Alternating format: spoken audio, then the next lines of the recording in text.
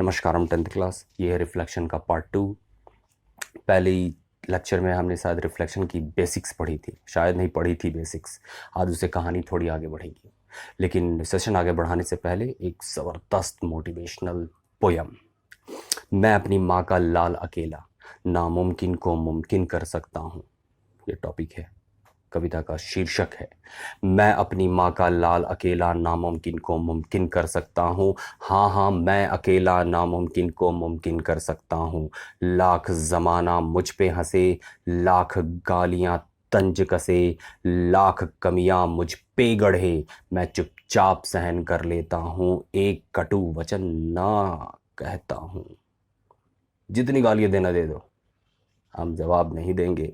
मैं चुपचाप सहन कर लेता हूँ, एक कटु वचन पलट कर न कहता हूँ। मैं अपनी माँ का लाल अकेला, नामुमकिन को मुमकिन कर सकता हूँ। हाँ हाँ, मैं अकेला नामुमकिन को मुमकिन कर सकता हूँ। ऐसा क्या है? मेरी क्षमता विकराल बड़ी है, मेरी एबिलिटी बहुत बड़ी है। मेरी क्षमता विकराल बड़ी है, जमाने के असर से बेअसर खड़ी है। आखिर ऐसा क्या है मेरी एबिलिटी में? मेरी क्षमता बड़ी विकराल, पिता के संघर्षों का स्वरूप साकार। इसीलिए मेरी क्षमता इतनी बड़ी है। क्यों मेरी क्षमता इतनी बड़ी थी? मेरी क्षमता विकराल बड़ी है, जमाने के असर से बेअसर खड़ी है। क्यों? मेरी क्षमता बड़ी विकराल, पिता के संघर्षों का स्वरूप साकार। मेरी क्षमता की जड़ें विकराल, माँ की ममता ने रखा संभाल। समझ में आया? इसलिए मेरी एबिलिटी इतनी बड़ी है। फिर से, मेरी क्षमता विकराल बड़ी है, जमाने के असर से बेअसर खड़ी है। मेरी क्षमता बड़ी विकराल, पिता के संघर्षों का स्वरूप साकार। मेरी क्षमता की जड़ें विकराल, माँ की ममता ने रखा संभाल। मैं अपनी माँ का लाल अकेला, हाँ हाँ, मैं अकेला नामुमकिन को मुमकिन कर सकता हूँ। मैं नामुमकिन को मुमकिन कर सकता हूँ। अब माँ की सीख, भले मुश्किलें मुझे पीछे खिसकाती, भले मुश्किलें मुझे पीछे खिसकाती, मेरी माँ की सीख पकड़ मजबूत करने को कह जाती। भले मुश्किलें मुझे पीछे खिसकाती, मेरे माँ की सीख पकड़ मजबूत करने को कह जाती। भले मुश्किलें राह जो रोके, माँ की डांट डटे रहने को टोके। भले मुश्किलें राह जो रोके, माँ की डांट डटे रहने को टोके। भले मुश्किलें मुझे बार बार पस्त कर जाती, मेरी माँ के आंसू मेरी पेशानी से पसीना बनकर मेहनत करवाती। भले मुश्किलें बार बार मुझे पस्त कर जाती, मेरे माँ के आंसू मेरी पेशानी से पसीना बनकर मेहनत करवाती। मेरे माँ के आंसू मेरी पेशानी से पसीना बनकर मेहनत करवाती। मैं अपनी माँ का लाल अकेला, हाँ हाँ, मैं अकेला नामुमकिन को मुमकिन कर सकता हूँ। तो इसी मोटिवेशनल पोयम के साथ हम कहानी स्टार्ट करेंगे, रिफ्लेक्शन की कहानी, अखिलेश कुमार पांडे की ज़मानी। Welcome you all, this is 8.0 first step. My name is Akhilesh Kumar Pandey. तो आज हम स्टार्ट करेंगे रिफ्लेक्शन का पार्ट 2। रिफ्लेक्शन के पार्ट 2 में क्या क्या ध्यान देने योग्य बातें हैं, ज़रा ध्यान दें। वो रिफ्लेक्शन की कहानी तो ख़त्म हो गई थी। कैसी थी? एक हमने रिफ्लेक्टिंग सरफेस बनाया था, इसको हमने सिल्वर्ड किया था, ठीक। इंसिडेंट रे सोर्स से, रिफ्लेक्टेड रे टुवर्ड्स आवर आई, हमारी आंखों से। ओ, ऐसे नहीं बोला था ना? तो याद है? नहीं बोला फटैया है। कैसे बनाए थे? Reflecting surface, incident ray, reflected रे। इंसिडेंट कैसे दिखाते? स्मॉल आई, रिफ्लेक्टेड रे को स्मॉल आर, और बीच में ये मैंने क्या खींचा था? नॉर्मल, ठीक। इसके बीच का जो एंगल बनता था, एंगल आई, और नॉर्मल और रिफ्लेक्टेड रे के बीच में एंगल आर। इसे क्या बोलते हैं? Angle of incidence, angle of reflection, ठीक। और एक गलती, एक थोड़ी सी मिस्टेक होगी, छोटी सी मिस्टेक। वो जहाँ कहीं भी मैंने लॉ बोला था, वहाँ एक जगह मैंने रूल 2 लिख दिया है, ठीक। तो उसे नज़रअंदाज करें। Law 1 angle i angle r बराबर होगा लॉ टू, जिसे मैंने रूल टू बोला था वो लॉ टू था। लॉ टू क्या बोलता था बच्चा? Law number two, law of reflection two क्या बोलता था कि incident ray, reflected ray and the normal to the point of incidence all lies in the same plane, on the same plane. तो ये लॉ था, मैंने वहाँ रूल बोल दिया था, तो इसलिए अब ज़रा समझने की बात है कि ये इंसिडेंस और रिफ्लेक्शन हो कहाँ रहा था। मतलब कि हमारे और आपके दरमियान है कौन? मतलब कि पहले तो था कि सोर्स ऑफ लाइट से इंसिडेंट, फिर आपकी आंखों में रिफ्लेक्शन, तो आपके और मेरे बीच में है कौन? मीडियम क्या है रिफ्लेक्शन का, ये समझेंगे हम लोग। तो मीडियम क्या है रिफ्लेक्शन का? सिंगल मीडियम होगा, या तो एयर या फिर पानी के अंदर बैठे हैं तो वाटर। अभी हमारे आपके बीच में कौन सा मीडियम है? एयर। तो रिफ्लेक्शन का मीडियम एयर। हमको मन किया हम पानी के अंदर घुस के रहेंगे, पानी के अंदर घुस के मछली को देखेंगे, तो मेरे और मछली के बीच में क्या है? पानी। वही रिफ्लेक्शन हो रहा है। तो रिफ्लेक्शन हमेशा सिंगल मीडियम में होगा, और जहां मीडियम बदला रिफ्रैक्शन टेक्स प्लेस। मतलब कि जैसे आप पानी से बाहर आए तो पहले आप, हवा, पानी, तब मछली। तो रे ऑफ लाइट को पहले एयर से फिर वाटर, तो यानी कि मीडियम बदल गया। जैसे ही मीडियम बदलेगा तो रिफ्लेक्शन नहीं, रिफ्रैक्शन। क्या? रिफ्रैक्शन। रिफ्रैक्शन नाम का टॉपिक स्टार्ट होगा। तो रिफ्लेक्शन कहां होगा? Reflection always takes place in single medium. तो अपनी कॉपी में लिखिए, कॉपी निकाल कर रखिए, बुक भी खोल के रखिएगा। क्या? Reflection takes place in single medium, यानी कि सोर्स से टकरा के हमारे आंखों में जब आएगी तो मीडियम क्या रहेगा? सिंगल मीडियम रहेगा, या तो एयर या फिर वाटर। तो हमारे और आपके बीच में यहाँ कौन सा मीडियम है? यहाँ पे मीडियम है एयर। अगर पानी के अंदर बैठ के मछली को देख रहे होते तो क्या होता है? Medium water. तो हमेशा रिफ्लेक्शन कहाँ होगा? हमेशा सिंगल मीडियम में, हमेशा सिंगल मीडियम में मेरा बच्चा लोग।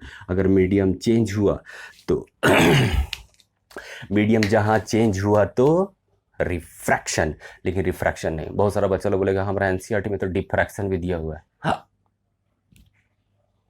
डिफ्रैक्शन का होता है बाक। अब बताते बताते हैं नहीं, पहला वीडियो में बोले थे कि डिफ्रैक्शन है, डिफ्रैक्शन डिफ्रैक्शन बताते नहीं। अरे कैसे बता दे डिफ्रैक्शन? आए बता दे डिफ्रैक्शन। अच्छा, डिफ्रैक्शन कुछ है नहीं। आपके एनसीईआरटी बुक में लिखा हुआ है कि लाइट का प्रोपागेशन का प्रॉपर्टी क्या है? लाइट हमेशा स्ट्रेट लाइन में प्रोपागेट करता है। मतलब लाइट हमेशा सीधी रेखा में आगे बढ़ती है, हमेशा सीधा जाएगा। तो इसका सबूत क्या है कि सीधा जाता है?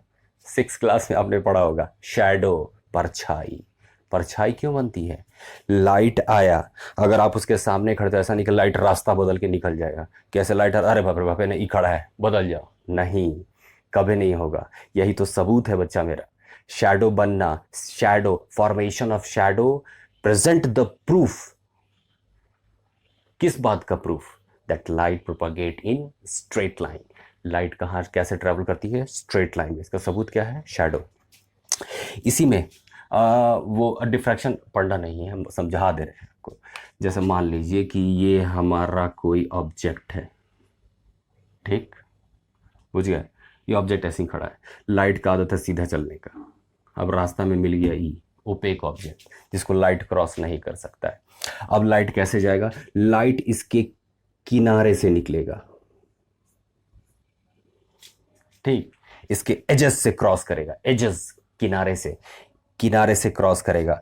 तो किनारे से क्रॉस करेगा तो जिस रास्ते से, जिस रास्ते पे या जहां जहां लाइट नहीं पड़ेगा वहां पे आपको डार्क डार्क दिखेगा, और उसके बाद लाइट क्रॉस करके इधर से निकलेगा, धीरे धीरे धीरे धीरे निकलेगा। इसीलिए तो शेप एकदम परफेक्ट बनता है। अगर लाइट के सामने अगर आप उंगली रख दीजिएगा तो जिस जिस पोर्शन, जो जो पोर्शन ओपेक है उसको लाइट तो क्रॉस कर नहीं पाएगा, लेकिन इधर के एजेस से निकलेगा बच्चा मेरा, तो एकदम बिल्कुल आपका शेप दिखेगा। तब भी इसका मतलब क्या हो बच्चा मेरा? जब भी रे ऑफ लाइट कभी भी किसी भी एजेस को क्रॉस करे, एजेस, किनारों से, तो इसे क्या बोलते हैं? डिफ्रैक्शन। बिल्कुल सिंपल तरीके से आपको समझा दिया मैंने, ठीक। यानी कि during the formation of shadow diffraction may be takes place सोचिए विचारिए, डिफ्रैक्शन बहुत डीप में नहीं पढ़ना है, तो यही है डिफ्रैक्शन का। Ray of light crosses through, passes through the edges of an object, so क्या बोलते हैं, डिफ्रैक्शन। सीधा है, इतना टेढ़ा बना दिया हम, सीधा जाएगा एकदम स्ट्रेट एजेस से, पहले ऐसे ऐसे, उसके बाद सीधा, तो डिफ्रैक्शन। तो रे ऑफ लाइट, जो हमारा लाइट है वो प्रोपागेट करता है स्ट्रेट लाइन में करता है, इसका सबूत क्या है, परछाई का बनना, बुझे। और परछाई का शेप कैसे परफेक्ट आता है, ऐसा नहीं होगा कि आपके हाथ का शैडो बनेगा तो वो कुकुर का शेप वहाँ पे दिखाएगा, हाथ ऐसे दिखाए तो वहाँ शैडो बनेगा बिलाई का शैडो बनेगा, ऐसा नहीं होगा, बिल्कुल आपके शेप का बनेगा, ठीक, समझ गए ना। वहाँ भले उसका साइज बड़ा छोटा हो सकता है लेकिन शेप तो एकदम परफेक्ट बनेगा। तो शेप कैसे परफेक्ट बन गया, उसके किनारों से, उसके एजेस से लाइट क्रॉस किया, इसलिए आपका उंगली का शेप बना। और जिसको लाइट क्रॉस नहीं कर सकता उसका डार्क शेडो बना। ये 6 क्लास में आपने पढ़ा होगा, बुझे, सब बेसिक नीचे ही है। चलिए हटाइए डिफ्रैक्शन का टॉपिक, उतना डिटेल में नहीं जाना है। चलिए, तो रिफ्लेक्शन में हम लोग क्या पढ़ रहे थे कि रिफ्लेक्शन हमेशा किस में टेक होगा, सिंगल मीडियम में। Reflection always takes place, reflection takes place in single medium या always takes place in single medium.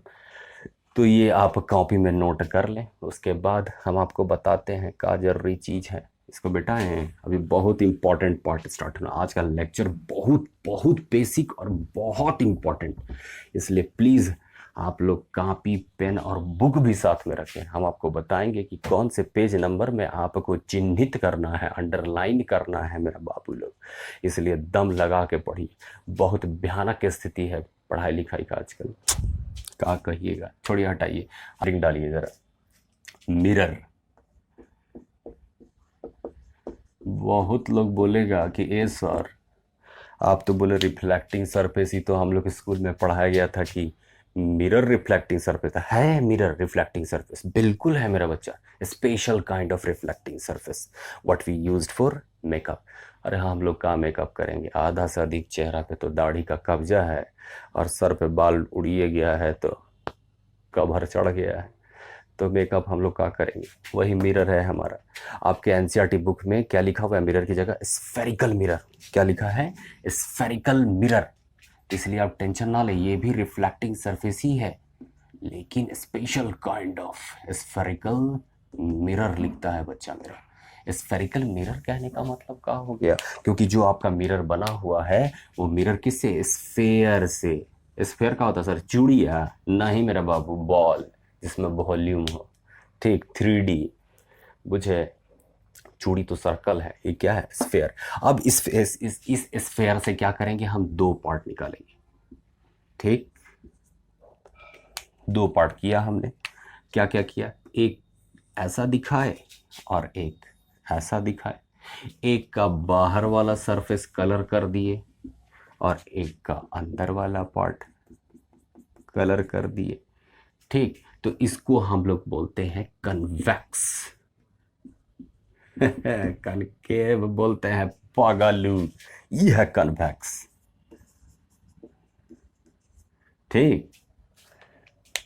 किसको, अगर रिफ्लेक्टिंग सरफेस धंसा हुआ अंदर की तरफ, केव जैसा दिखे तो बोलेंगे कनकेव मिरर। और जिसका रिफ्लेक्टिंग सरफेस बाहर की तरफ उभरा हुआ हो, इसे क्या बोलेंगे, wax, bulge out, bulge, BULGE, bulge, उभार, तो इसको क्या बोलेंगे, कन्वेक्स मिरर। इसे क्या बोलेंगे, कनकेव मिरर। तो स्फेरिकल मिरर में जब कभी भी अगर वर्ड यूज करें स्फेरिकल मिरर, इसका मतलब क्या है, कनकेव और कन्वेक्स दोनों। तो ये जो हमारा एक स्फेयर था उसका हमने दो पार्ट किया, दो भाग में बांट दिए। एक को बोला मैंने कनकेव मिरर जिसका रिफ्लेक्टिंग सरफेस धंसा हुआ, और कन्वेक्स जिसका रिफ्लेक्टिंग सरफेस उभरा हुआ। तो इसमें रिफ्लेक्टिंग सरफेस कौन सा है, ये वाला है, RS। इसमें कौन सा रिफ्लेक्टिंग सरफेस है, RS रिफ्लेक्टिंग सरफेस। मतलब आप इधर ही खड़ा होइएगा फोटो में देखने के लिए, अपना इमेज देखने के लिए, सुंदर लगने के लिए, बुझ गए बात। तो हमारा स्फेरिकल मिरर, मिरर क्या है, special kind of reflecting surface. और एनसीईआरटी में क्या लिखा हुआ है, स्फेरिकल मिरर। स्फेरिकल मिरर का मतलब जब भी आएगा तो कनकेव और कन्वेक्स दोनों। कनकेव धंसा हुआ, वैक्स उभरा हुआ है। चम्मच देखे हैं, चम्मच, चम्मच का जो अंदर वाला पार्ट जो गड्ढा होता है उसको ज़रा देखिए, कनकेव, बाहर वाला पार्ट कन्वेक्स उभरा हुआ। आइए, यहाँ खाना नहीं खाना है, समझ गए बेटा। इसको आप ज़रा कॉपी में हेडिंग डालिएगा, concave mirror, concave mirror, concave mirror, concave mirror. ये देखिए हमने कर दिया सिल्वर्ड। ये सिल्वर्ड क्यों करते हैं पता है ना? हाँ, बुझ जाइएगा, अब टेंशन मत लीजिए। अब एक हम लाइन खींच रहे हैं, इस लाइन को बताएंगे ये लाइन क्या है। ठीक, क्या देखा गया कि कनकेव मिरर में जब ढेर सारे पैरेलल रेज ऑफ लाइट को अगर गुजारा गया, यहाँ पे एरो बना दे रहे, यह तनी दिक्कत हो जाएगा। ठीक, ये आपके एनसीईआरटी में भी फिगर बना होगा, सब तो बुक में है ये। ठीक, इंसिडेंट रे, एरो बनाना ना भूले। और ये रिफ्लेक्ट करने के बाद एक कॉमन पॉइंट पे आके मिलते हैं, ये सभी सारे के सारे इस कॉमन पॉइंट को पता है क्या बोलते हैं? Capital F, principal focus. आपको सब बताएंगे, चिंता मत करिए, बस जो समझा रहे समझते चलिए मेरे साथ। तो ये हमारा कनकेव मिरर है, कॉपी में क्या डालना है? Concave mirror. और कनकेव मिरर के बाद ये वाला फोटो बनाइएगा। ये फोटो से आपको क्या समझ में आ रहा है? इस प्रॉपर्टी को बोलते हैं converging of rays of light या कन्वर्जेंस। क्या बोलते हैं? Converging of rays of light या कन्वर्जेंस। इसका मतलब क्या हुआ कि जो पैरेलल रेज ऑफ लाइट जा रहा था, रिफ्लेक्ट करने के बाद एक कॉमन पॉइंट पे आके मिलेगा। जो फैला हुआ था वो एक कॉमन जगह पे आके मिल गया, जो फैला हुआ था वो एक कॉमन जगह पे आके मिल गया। मतलब इसका डेफिनेशन कैसे लिखेंगे हम लोग, जरा बताइए तो। क्या लिखेंगे? When parallel rays of light after reflection came closer to each other, when parallel rays of light after reflection came closer to each other and meet at common point, and this point is called principal focus. After reflecting came closer to each other and meet at common point, such point is known as principal focus. बुझे? तो यही है हमारा क्या? Converging of rays of light और convergence, यानी कि जो फैला हुआ था उसको क्या कर देना है?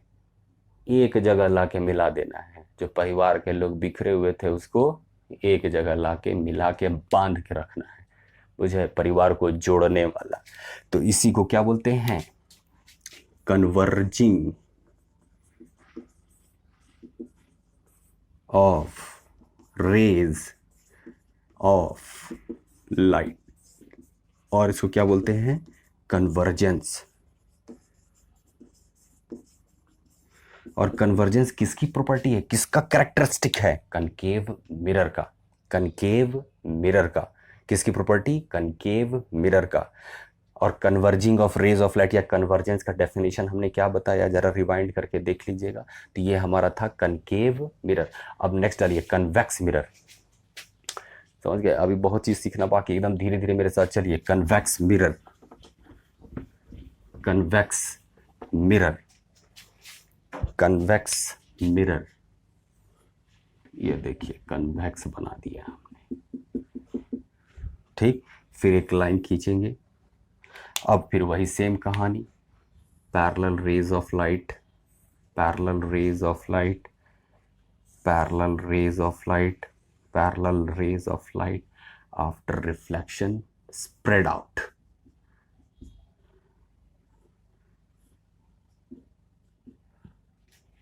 मुझे इसको बोलते हैं कन्वर्जेंस नहीं, इसको बोलेंगे डाइवर्जेंस। क्यों? क्योंकि ये कौन सा मिरर है? Convex mirror. कनकेव मिरर क्या करता है? जो पैरेलल बीम ऑफ लाइट है उसे कॉमन पॉइंट पे नजदीक लाता है, और ये क्या करता है? दूर भेज देता है, अलग अलग परिवार को और दूर दूर परिवार तोड़ देता है। बुझ गए? इसको क्या बोलते हैं?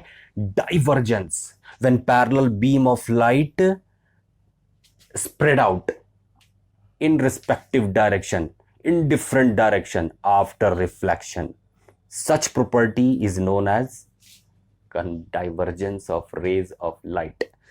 ठीक, diverging of rays of light। अब बहुत बच्चा बोलेगा इसको कहाँ इसमें जो फोकस होता है मेरे बच्चा लोग, प्रिंसिपल फोकस, वो थोड़ा सा मिरर के पीछे बनता है। बहुत सारा बच्चा लोग बोलेगा अरे ये मिरर के पीछे कैसे बनता है। अरे मेरा बाबू लोग, थोड़ा सा गड़बड़ा जा रहा है फोटो, आप अच्छे से बनाइएगा, स्केल ले के। ये देखिए इसका प्रिंसिपल फोकस थोड़ा सा अजीब लग रहा है देखने में, लेकिन आप इसको क्या करें, इस पता है इस मेथड को जो डैश डैश करके बना रहे हैं इसको ज़बरदस्ती जो पीछे मिला रहे हैं, ज़बरदस्ती नहीं मिला रहे हैं, ठीक। इसे बोला जाता है एक्स्ट्रापोलेशन, ठीक। आपने पढ़ा होगा, थोड़ा सा को याद दिला दे रहे, 6th क्लास में आपने पढ़ा होगा, अभी इमेज टॉपिक स्टार्ट नहीं किया, वर्चुअल इमेज पढ़ा होगा आपने। वर्चुअल इमेज पढ़ा है आपने। वर्चुअल इमेज का क्या मतलब होता है, जो है भी और नहीं भी, ठीक। हम देखे, जैसे मान लीजिए हम वहाँ देखे कि वहाँ पे भूत रहता है, तो हम बोलेंगे अरे वहाँ मत जाना वहाँ भूत है, लेकिन दूसरा होता है बट भूत है वहाँ पे। तो जो देखा वो विश्वास किया, जो नहीं देखा वो नहीं विश्वास किया, इसलिए इसको क्या बोलते हैं, virtual.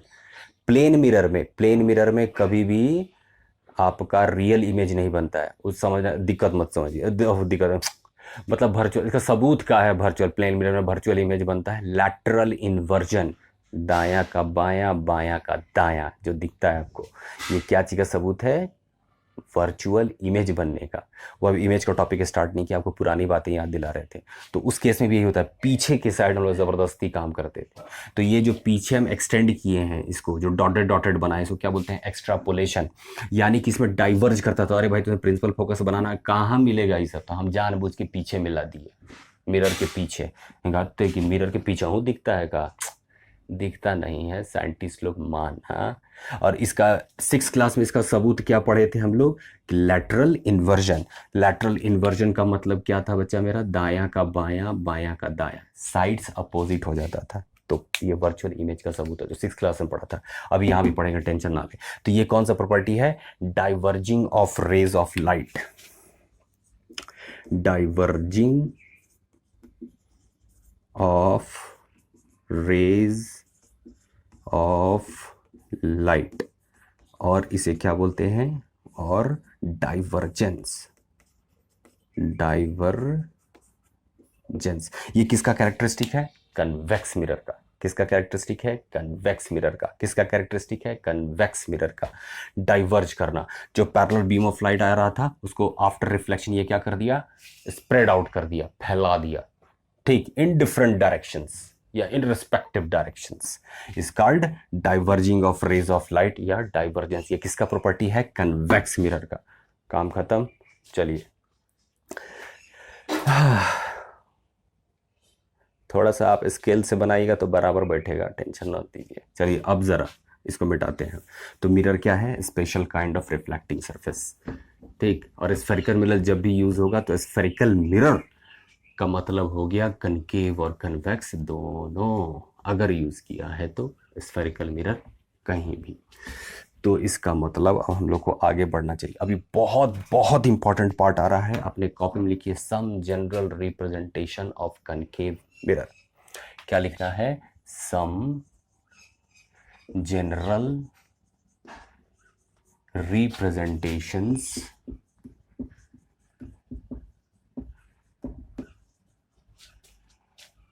Of concave mirror. Concave mirror ज़्यादा पढ़ना है बच्चा, कन्वेक्स कम पढ़ना है। Some general representation of concave mirror, ये आप कॉपी में हेडिंग डालेंगे और बुक ज़रूर खोल के रखिएगा अपने साथ।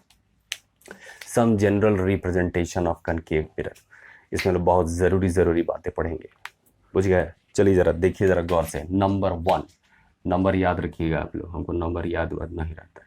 सबसे पहला रिप्रेजेंटेशन क्या है, आइए ज़रा देखते हैं। आपको सारी ज़रूरी बातें बताई जाएंगी। ये बताया हमने, ये कनकेव मिरर हो गया, इस पे हमने एक लाइन खींचा, ठीक। इस लाइन को क्या बोलते हैं, प्रिंसिपल एक्सिस। और हम एक और चीज़ बना रहे हैं, इसको ब्लू पेन से लिखे ताकि आपको साफ साफ कलर डिफरेंस की वजह से बेहतरीन दिखता है, ठीक। पी लिख दिए।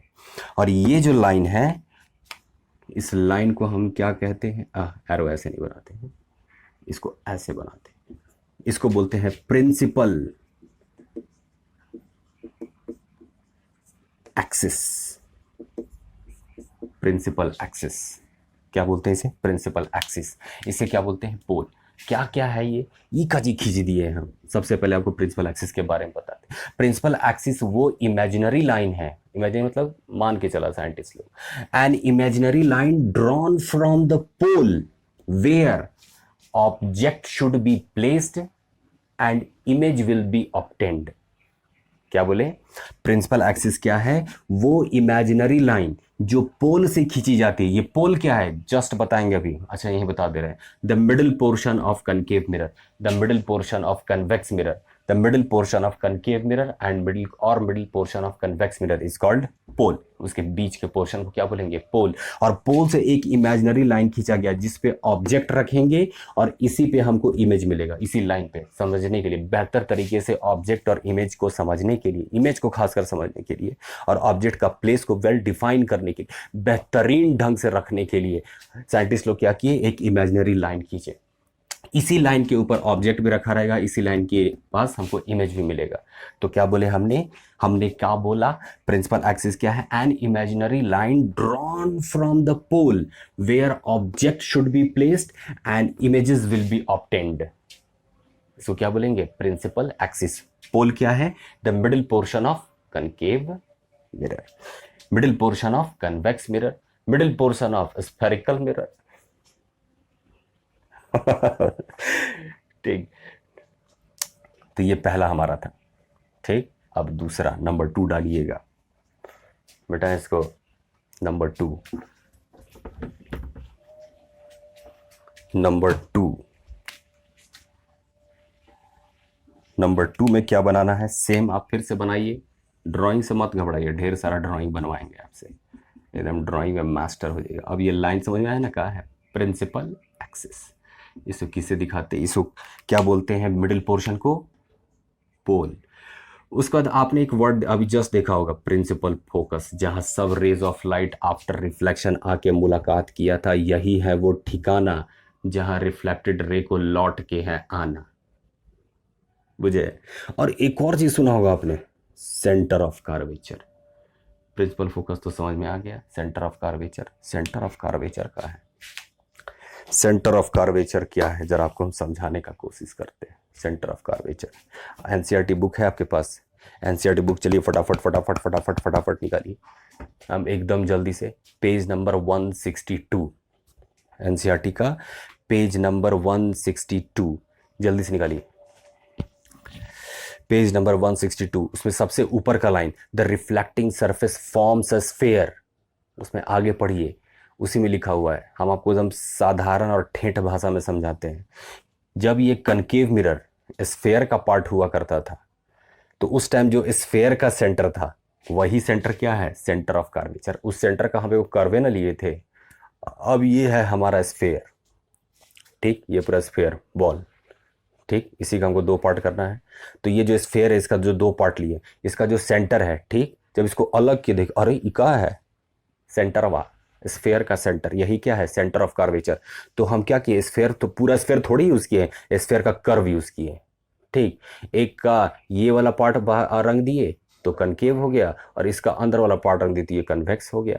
तो ये जो स्फीयर था, स्फेरिकल मिरर, स्फेरिकल मिरर जब हम 2 पार्ट में बांटे, तो उस टाइम जब स्फीयर का जो सेंटर था, वही क्या है, सेंटर ऑफ कर्वेचर।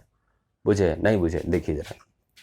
जब ये कनकेव मिरर अपने पापा का हिस्सा था, स्फीयर का जब हिस्सा था, तो उस टाइम जो पापा का सेंटर था, उस टाइम जो पापा का सेंटर था, सेंटर ऑफ कर्वेचर, और ये कनकेव मिरर का खुद का बनाया हुआ अपना औकात।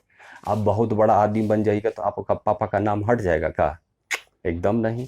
तो कनकेव मिरर का पहले पापा का नाम और कनकेव मिरर के खुद का नाम, तो ये इसके पापा का सेंटर, ये इसका खुद का सेंटर, बुझे। क्योंकि स्फीयर का हम लोग कर्वे ना लिए थे, बुझे, स्फीयर का क्या लिए थे, कर्व ही लिए थे।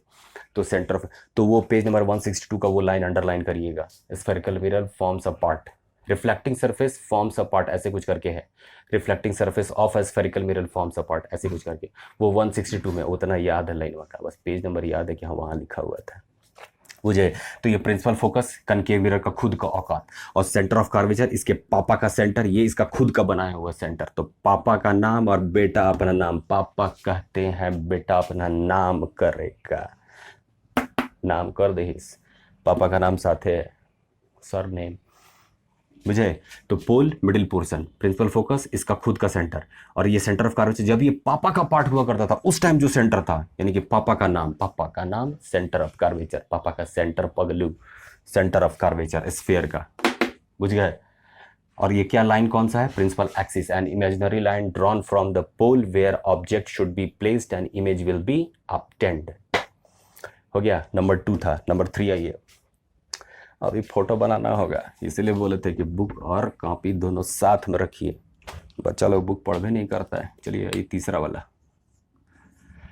तीसरा पॉइंट कनकेव मिरर का ही बहुत ज़रूरी पार्ट में चल रहे हैं बच्चा हम लोग, बहुत ज़रूरी पार्ट, इसलिए एकदम आप बेहतरीन तरीके से पढ़िए।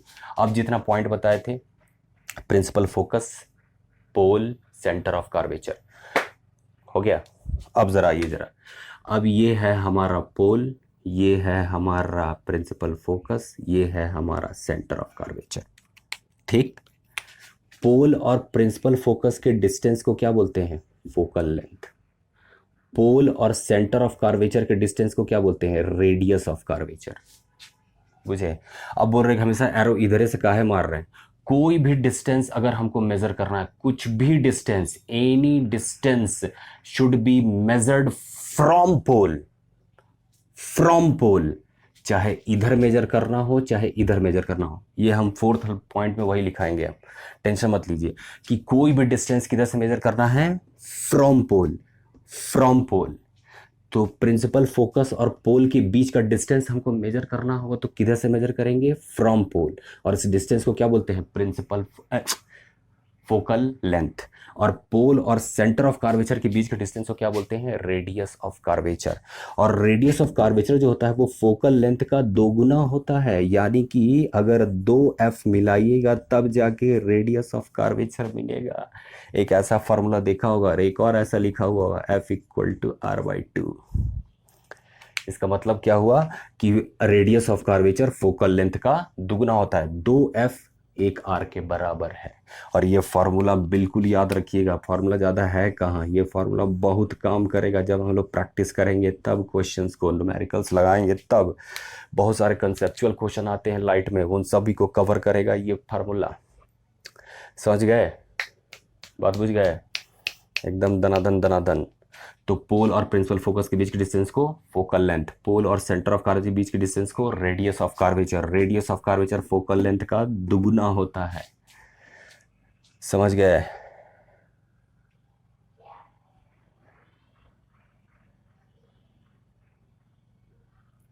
नोट कर लिए,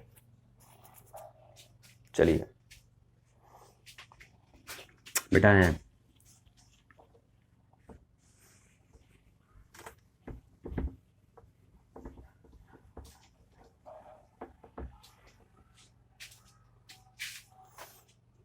कितना नंबर था, तीसरा, चौथा पॉइंट वो लिखाएंगे नोट में, पोल वाला टेंशन मत लीजिए। आइए जरा, अब ये हमारा कनकेव मिरर, जल्दी जल्दी जल्दी जल्दी ये एक लाइन खींचे, प्रिंसिपल एक्सिस।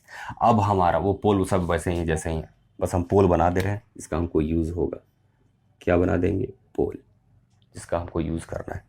अब क्या करेंगे, अब आखिर ये मिरर है तो कोई ना कोई तो रखबे करेंगे, ऑब्जेक्ट रखेंगे, ऑब्जेक्ट कैसा दिखेगा, फोटो बनाएंगे, हम खुद खड़ा होंगे, नहीं। देखिए कैसे दिखाएंगे ऑब्जेक्ट को, बस एक लाइन खींच देंगे, उसके ऊपर बस एक एरो डाल देना है, और क्या लिख देना उसमें, ए और बी, ये ऑब्जेक्ट का नाम है, ए और बी। ये जो लाइन देख रहे हैं ये क्या है, ऑब्जेक्ट। ये क्या है मेरा मुन्ना लोग, ऑब्जेक्ट, ऑब्जेक्ट, ठीक। ऑब्जेक्ट, और ऑब्जेक्ट का डिस्टेंस अगर हमको मेजर करना है तो उसको क्या बोलेंगे, कहाँ से मेजर करेंगे? From pole. ये क्या हमने मेजर किया? कांच काहेला लाइन खींच दी, एगो लाइन ने एगो लाइन ने एगो लाइन ने, कंफ्यूज ना करें। ये जो ए बी लिखे हैं, ये ए बी क्या है? ऑब्जेक्ट। और पोल से इसका डिस्टेंस मेजर करेंगे। किसका डिस्टेंस मेजर कर रहे हैं? Object distance. Object distance. Object distance को क्या बोलते हैं? यू।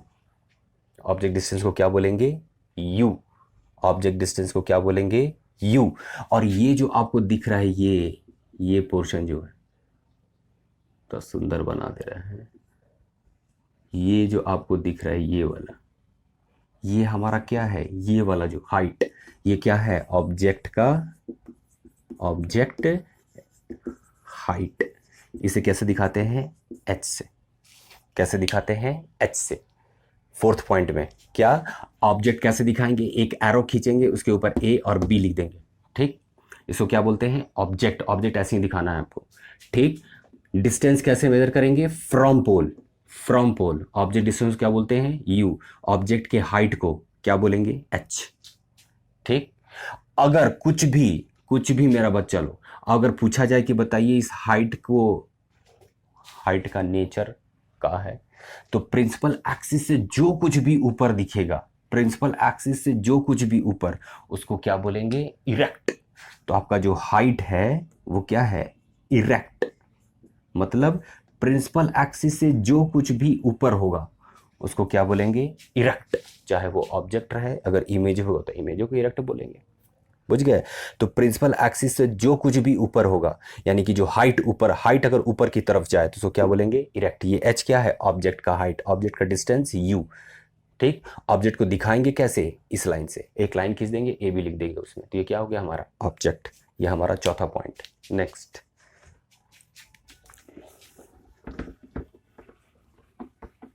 नेक्स्ट हमारा फिफ्थ पॉइंट, कनकेव मिरर। फिर से कनकेव मिरर, प्रिंसिपल एक्सिस। ठीक, पोल बना दे रहे हैं, ऑब्जेक्ट। अब क्या दिखाना है? इमेज। आप एक बात ही मान के रखिए कि कनकेव मिरर के केस में सारा का सारा जो इमेज बनता है सब उल्टा बनता है। तो मेकअप कैसे करेंगे? चिंता मत करिए, अब इस चीज सीख लीजिए वो बात। अगर इमेज ऐसे बना, इमेज के लिए सेम एरो यूज करेंगे, और इमेज के लिए यूज करता है A dash B dash. Object के लिए क्या यूज किया था हमने? ऐसे लाइन खींचते थे, ए और बी लिखते थे। और इमेज में क्या यूज करेगा आपका एनसीईआरटी? ए डैश बी डैश। इसका यूज इसको पढ़ लिया हम लोग, इमेज। ठीक, ये हमारा क्या है? इमेज। ठीक, इमेज का डिस्टेंस कहां से मेजर करेंगे? From pole. ये क्या निकाला? ये क्या चीज एरो खींचा हमने? Image distance. Image distance. और इमेज डिस्टेंस को किससे दिखाते हैं? इमेज डिस्टेंस को वी से। From pole. फ्रॉम पोल, कोई भी डिस्टेंस फ्रॉम पोल। ठीक, इमेज डिस्टेंस। और ये जो आपको दिख रहा है, ये वाला पोर्शन, ये हमारा क्या है? इमेज का height, height of the image. उधर ऑब्जेक्ट हाइट लिखो, height of object, height of image, height of image. इसे दिखाते हैं एच डैश से। अब जरा देखिए तो ये हाइट किधर गया है? नीचे की तरफ। इसका मतलब जो यहाँ पे हमारा एच डैश है, इसको क्या बोलेंगे? उल्टा को इन्वर्टेड। क्या बोलेंगे? इन्वर्टेड। प्रिंसिपल एक्सिस अगर कुछ भी नीचे की तरफ है तो इसे क्या बोलेंगे? इन्वर्टेड। क्या बोलेंगे? Inverted. Object distance, image distance v किधर से मेजर करेंगे? From pole. किधर से मेजर करेंगे? From pole. किधर से मेजर करेंगे? From pole. और एक चीज़ और देखिए, ये इमेज जो बन रहा है, अभी इमेज नहीं पढ़ रहा है, अभी सब जनरल रिप्रेजेंटेशन समझने के लिए आगे। ये जो इमेज बन रहा है किधर? मिरर के ठीक सामने, मिरर के ठीक सामने। तो इन्वर्टेड, और इसे क्या बोलेंगे? अगर मिरर के सामने अगर इमेज बनता है तो उसे बोलेंगे रियल। क्या बोलेंगे? रियल। कनकेव मिरर के केस में जब कभी भी अगर मिरर के सामने इमेज बनेगा, यानी कि रियल इमेज होगा, तो हमेशा क्या बनेगा? उल्टा बनेगा। इन्वर्टेड बनेगा। रियल इमेज क्यों? मिरर के ठीक सामने। और कनकेव मिरर के केस में जब कभी भी इमेज अगर सामने बनेगा तो वो हमेशा किस नेचर का? इन्वर्टेड। नेचर रियल और हाइट इन्वर्टेड। उल्टा, प्रिंसिपल एक्सिस से कुछ भी नीचे है उसे क्या बोलेंगे? इन्वर्टेड। और ये इमेज रियल क्यों है? क्योंकि मिरर के ठीक सामने बना है। मुझे बहुत ज़रूरी क्लास है ये, इसलिए एकदम ध्यान से नोट करते जाइए। ये 5वां हो गया। आइए जरा 6ठा।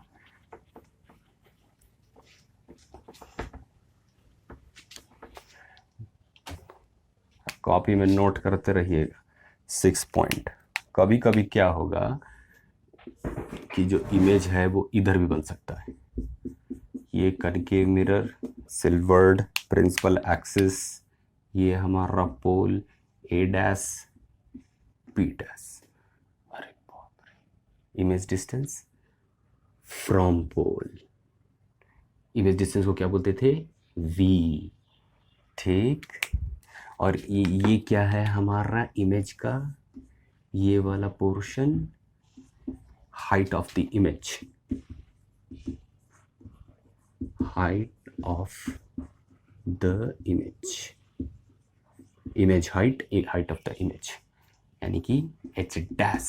अब देखिए, अभी जस्ट बताए थे आपको, प्रिंसिपल एक्सिस से कुछ भी ऊपर इरेक्ट, तो एच डैश यहां पे क्या हो जाएगा? H dash erect, principal axis से ऊपर।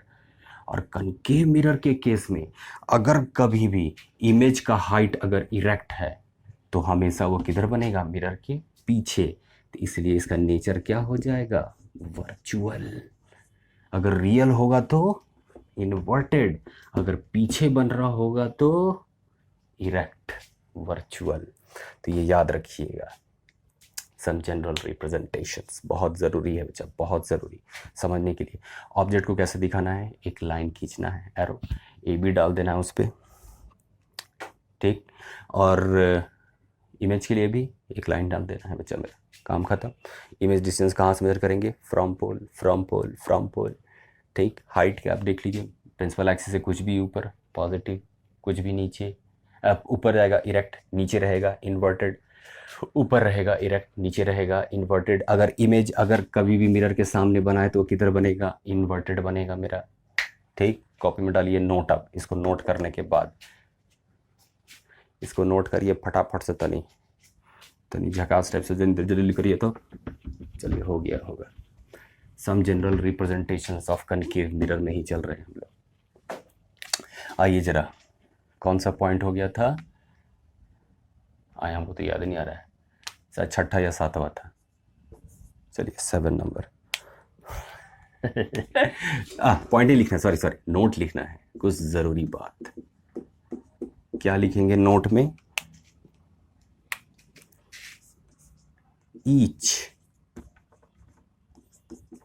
each and every distance should be always measured from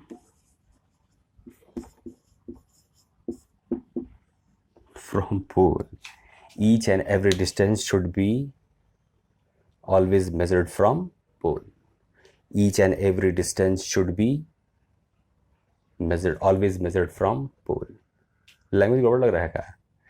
Each and every object distance, each and every distance should be always measured from pole. अब जरा देखिए, इसके नीचे एक फ़ोटो बना लीजिए, आपको फटाफट सब कुछ याद आ जाएगा। इधर पेंट लगा लीजिएगा अगर ये डिस्टेंस मेजर करना हो, ठीक है। यहाँ हम बना दिए पोल, प्रिंसिपल फोकस, कुछ भी बचा, सेंटर ऑफ कर्वेचर। अब ये अभी डिफाइन नहीं है, बस हम समझाने के लिए बता रहे हैं, ठीक। A B, A dash, B dash, कोई भी डिस्टेंस किधर से? ये distance from pole, from pole, from pole, from pole. और अगर इमेज पीछे बन रहा हो तब, अगर इमेज पीछे बन रहा हो तब जितना फोटो पढ़े सबको एक ही साथ कर दे रहे हैं। किधर से? From pole. सब डिस्टेंस, कोई भी टुवर्ड्स पोल नहीं, फ्रॉम पोल से, पोल से इमेज की तरफ, पोल से फोकल लेंथ की तरफ, फोकस की तरफ, पोल से सेंटर ऑफ कर्वेचर की तरफ, पोल से ऑब्जेक्ट की तरफ, पोल से इमेज की तरफ, चाहे इमेज इधर बने चाहे इमेज उधर बने, तो from pole, from pole, from pole, from pole. समझ गए? तो कोई भी डिस्टेंस किधर से मेजर करना है? From pole. कोई भी डिस्टेंस किधर से? From pole. ये ए बी का है object, A dash B dash image, object का हाइट इरेक्ट, इमेज का हाइट इन्वर्टेड, प्रिंसिपल एक्सिस से कुछ भी ऊपर इरेक्ट, प्रिंसिपल एक्सिस से कुछ भी नीचे इन्वर्टेड। जब कभी भी इमेज अगर मिरर के सामने बनेगा तो किस नेचर का? इन्वर्टेड। अगर मिरर के पीछे इमेज बना तो वर्चुअल। प्रिंसिपल एक्सिस से कुछ भी ऊपर इरेक्ट। क्या इरेक्ट? Height erect. इमेज का हाइट एच डैश, ऑब्जेक्ट का हाइट एच। नोट करिए जल्दी से। अब सम जनरल रिप्रेजेंटेशन में हम लोग आगे बढ़ेंगे, सम जनरल रिप्रेजेंटेशन में आगे बढ़ेंगे, सम जनरल रिप्रेजेंटेशंस में आगे बढ़ेंगे। नेक्स्ट लिखिए sign convention, sign convention, sign convention, ये सबसे ज़रूरी हिस्सा है मेरा बाबू लोग। साइन कन्वेंशन, थोड़ा सा हम अपना पेन को इंक पिला लेते हैं, ज़रा 1 मिनट ज़रा वेट करिए तो, कि ज़रा मेरा इंक तनी ठीक से लिख नहीं पा रहा है हमारा पेन। तनी हम फटफटा के इमेज बनाने के लिए थोड़ा सा जल्दी जल्दी इंक डाल लेते हैं। ठीक है, इसको हम फ्रेश से बना दें। साफ साफ नहीं दिख रहा होगा, तनी गाढ़ा गाढ़ा दिखेगा। ये देखिए आइस, अब न चटक उगा। Sign convention, sign convention. ठीक, ये हमारा लेफ्ट, ये हमारा राइट, ये राइट, ये लेफ्ट। अगर लेफ्ट टू राइट जाएंगे, लेफ्ट टू राइट तो पॉजिटिव, राइट टू लेफ्ट आएंगे तो निगेटिव, प्रिंसिपल एक्सिस से ऊपर की तरफ जाएंगे पॉजिटिव, प्रिंसिपल एक्सिस से नीचे की तरफ आएंगे निगेटिव, प्रिंसिपल एक्सिस से ऊपर की तरफ पॉजिटिव, प्रिंसिपल एक्सिस से नीचे की तरफ निगेटिव, लेफ्ट से right positive, right to left negative. बुझ गए? Sign convention. अगर साइन कन्वेंशन आप पकड़ लिए, लाइट में छक्का मार दीजिएगा। इसीलिए आपको बोले थे हम कि बिल्कुल आपको बेसिक से लेके चलेंगे, बिल्कुल बेसिक से, एकदम बेसिक से जबरदस्त टाइप से गर्दा उड़ा दीजिएगा। एक बात जान लीजिए, साइन कन्वेंशन जल्दी से नोट करिए। लेफ्ट से राइट जाएंगे तो पॉजिटिव, राइट से लेफ्ट आएंगे तो निगेटिव, और अगर ऊपर की तरफ पॉजिटिव। याद है ऊपर तरफ कोविड पॉजिटिव, ऊपर, मजाक नहीं उड़ाना चाहिए लेकिन याद रहेगा ऐसे आपको। कोविड पॉजिटिव, ऊपर जाने का चांस निगेटिव, आराम से बेड में टिके हुए हैं। बुझे? तो साइन कन्वेंशन में ये नोट करिए। ठीक, ये लोग फोटो साइड बनाते हैं, और जितना भी हम लोग जनरल रिप्रेजेंटेशन पढ़े हैं सब में ज़रा ये साइन कन्वेंशन अप्लाई करके देखेंगे, साइन कन्वेंशन अप्लाई करके देखेंगे। चलिए ज़रा फटाफट एकदम। नेक्स्ट जो वीडियो होगा इसी का पार्ट होगा, इसलिए इसमें ब्रेक और रेक हमको लेने का चांस नहीं लग रहा है। तो ये वीडियो लगातार रहेगा, बहुत लंबा नहीं बने, इसलिए इसको हम लोग इस वीडियो को 2 पार्ट में कर देंगे। टेंशन मत लीजिए आप। ठीक, लेफ्ट, ब्लू से लिख दे रहे हैं, ब्लैक से कर दिए तो left right, left right, left से राइट, राइट से लेफ्ट आए, लेफ्ट। ठीक, लेफ्ट से राइट जाते थे तो पॉजिटिव, राइट से लेफ्ट आएंगे तो निगेटिव, ऊपर गए तो कोविड पॉजिटिव ऊपर, कोविड निगेटिव बेड पे। अब ज़रा जो साइन, ये साइन कन्वेंशन, ये ध्यान रखिएगा। अब ज़रा देखिए, अब हम क्या करेंगे, जितना भी हमने पढ़ा है अभी तक वो सारे को हम अप्लाई करेंगे, सारे चीज़ को अप्लाई करेंगे। ज़रा ध्यान से देखिएगा मेरा बच्चा लोग, मेरा बाबू लोग, मेरा सोना लोग, मेरा cutie pies. Centre of curvature, ठीक। सबसे पहला ऑब्जेक्ट हमको क्या निकालना था, फोकल लेंथ। इस डिस्टेंस को क्या बोलते थे हम लोग, फोकल लेंथ। क्या बोलते थे, फोकल लेंथ। पोल और सेंटर ऑफ कर्वेचर, पोल और प्रिंसिपल फोकस के डिस्टेंस को क्या बोलते थे, फोकल लेंथ। अब जरा देखिए, इसका डिस्टेंस हमको मेजर करना है कहाँ, फ्रॉम पोल। तो किस साइड मूव कर रहे हैं, ये हमारा लेफ्ट साइड, ये हमारा राइट साइड, तो right to left, right to left, ठीक। तो ये हमारा राइट है, ये हमारा लेफ्ट है, राइट टू लेफ्ट मूव किए तो फोकल लेंथ क्या आ गया, निगेटिव। कुछ भी रटना नहीं है, बिल्कुल आपको समझ समझ के चलना है मेरा बाबू लोग, बुझ गए। अब जरा पोल से सेंटर ऑफ कर्वेचर का डिस्टेंस फ्रॉम पोल, तो ये फ्रॉम पोल तो किधर से किधर मूव कर रहे हैं, राइट टू लेफ्ट। तो आर भी हमारा क्या हो गया, ये रेडियस ऑफ कर्वेचर बोलते थे ना जी इसको, बुझे। तो ये भी क्या हो गया हमारा, निगेटिव। क्यों निगेटिव हुआ, क्योंकि हम राइट टू लेफ्ट गए। क्यों राइट टू लेफ्ट गए, क्योंकि ऐसा बताया गया, ऐसा नियम है कि कोई भी डिस्टेंस कहां से मेजर करना है, फ्रॉम पोल, फ्रॉम पोल। तो फ्रॉम पोल से मूव किए किसकी तरफ, सेंटर ऑफ कर्वेचर की तरफ। तो किधर से किधर आए, right to left, right to left, negative.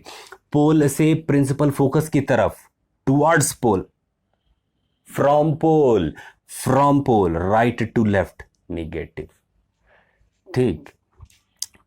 बुझ गए। अब जरा देखिए तो जरा, ये हमारा क्या था, ऑब्जेक्ट ए बी। अब ऑब्जेक्ट का डिस्टेंस किधर से, फ्रॉम पोल, तो ये भी कहां से, फ्रॉम पोल। वो लाइन में टेढ़ा हो गया क्या, फ्रॉम पोल, फ्रॉम पोल, ठीक। इसलिए मैंने राइट और लेफ्ट लिख दिया है, जरा ध्यान से बनाइएगा एक एक करके। ये राइट और ये लेफ्ट किधर आए, निगेटिव। क्या ऑब्जेक्ट था ये, यानी कि यू हमारा निगेटिव। अगर इसी में हम बना दे इमेज भी, ए डैश बी डैश, किधर से डिस्टेंस मेजर करेंगे, फ्रॉम पोल। किधर से किधर आए, right to left.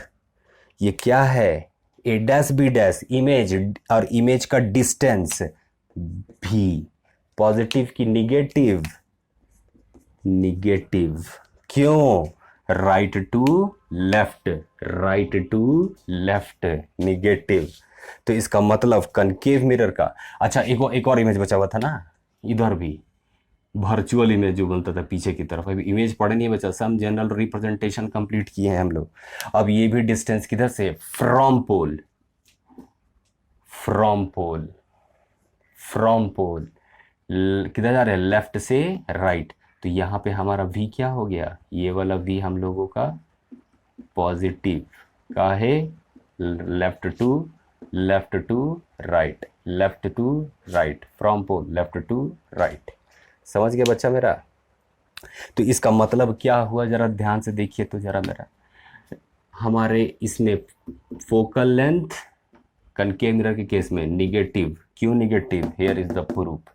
Radius of curvature negative, object distance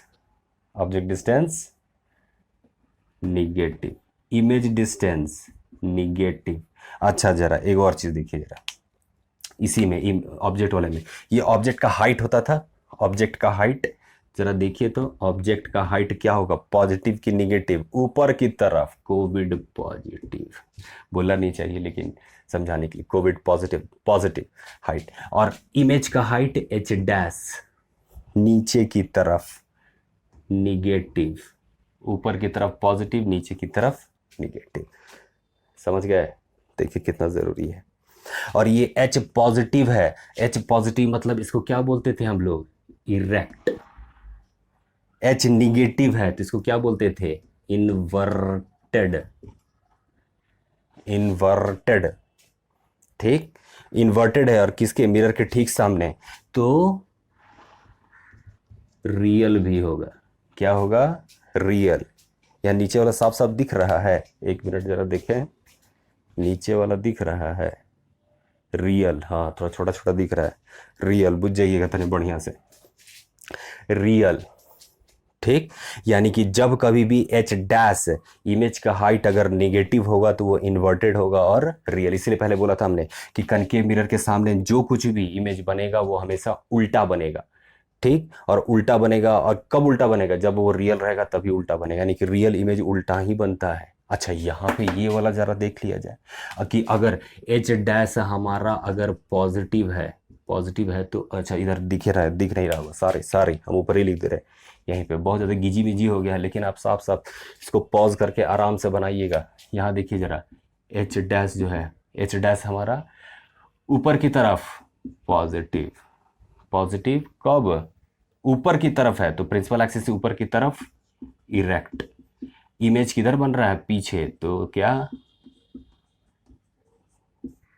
virtual. समझ गए? बुझ गए बात? ओके, ये सारा पॉइंट कॉपी में अच्छे से नोट करिए। बहुत ज़्यादा गिजी मिजी हो गया है, लेकिन कोई बात नहीं, आप अच्छे से पढ़िए इसको, अच्छे से रिवाइज करिए एकदम चकचका के। बुझे कि नहीं? एकदम बुझ गए? चलिए, बहुत बढ़िया बात, एकदम झकास टाइप से पढ़िए। Very good.